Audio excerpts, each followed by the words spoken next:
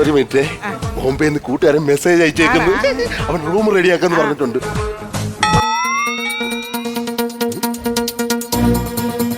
നീ എത്ര രൂപയ്ക്ക് അടി അടിച്ച്? 100 രൂപയ്ക്ക്. പിന്നെ ഈ മൊബൈലിൽ കിടന്ന് 10,000 രൂപ എന്ത്? 10,000 രൂപ ഡെബിറ്റ് ആയെന്നാണല്ലോ കാണിക്കുന്നത്. അല്ല ഞാൻ എന്റെ അമ്മയാണ് ഞാൻ 100 രൂപയ്ക്ക് അടിച്ചിട്ടുള്ളേ. 100? ആ, നമ്മൾ എഴുതുമ്പോ 100 ഇട്ടിട്ട് കുത്തിട്ടിട്ട് 2 പൂജ്യം ഇടത്തില്ലേ, അതുപോലെ ഞാൻ 100 ഇട്ടിട്ട് 2 പൂജ്യം കൂടെ ഇട്ടു. എടി പൊട്ടി, അതിനായി 10,000 രൂപ എന്ന് പറയുന്നത്. ചേട്ടാ, ചെറിയൊരു അബദ്ധം പറ്റി കേട്ടോ. അതായത് അവള് 100 എന്ന് പറഞ്ഞിട്ട് 10,000 രൂപ അടിച്ചത്.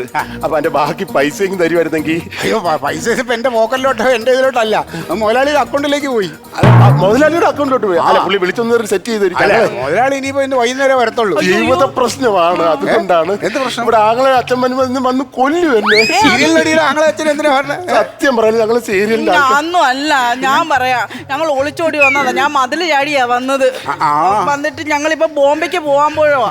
എന്റെ അച്ഛനും ആങ്ങളമാരും കൂടെ വന്നാൽ ഈ ചേട്ടന്റെ കൈയും കാലും വെട്ടും. അല്ല, ഇതിപ്പോ എന്തായാലും നിങ്ങൾ പോയിട്ട് വൈകിട്ട് വാ. അയ്യോ, അങ്ങനെ പറയല്ലേ. എന്നെ മുതലാളി വരണ്ടേ? ഇവിടെ ചോരപ്പുഴ ഒഴുകും. അതുകൊണ്ട് ദൈവത്തീർത്ത പൈസ ചേട്ടാ ഒന്ന് വിളിച്ചു ചോദിക്കേട്ടാ.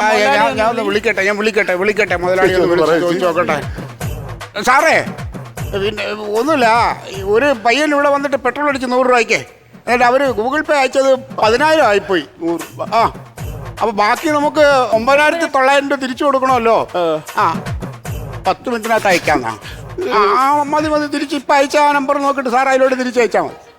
ശരി. ബാക്കി 10 മിനിറ്റിനകത്ത് 10 മിനിറ്റ് അല്ല, ഇവിടുന്ന് 10 മിനിറ്റ് റെയിൽവേ സ്റ്റേഷൻ 10 മിനിറ്റ് കഴിയുമ്പോൾ ട്രെയിൻ വരും. അതിനു മുമ്പ് പോകണം. അതുകൊണ്ടാണ് സാറിന്റെ കയ്യിലോട്ട് അഡ്ജസ്റ്റ് ചെയ്താ. എന്റെ കയ്യിൽ ഇവിടുന്ന് കാശ് അങ്ങനെയൊന്നുമില്ല. മുതലാളി പോയിട്ട് 10 മിനിറ്റ് നിൽക്കും. ഇത്രയൊക്കെ ആയില്ലേ, വേറെ പ്രശ്നമൊന്നുമില്ല.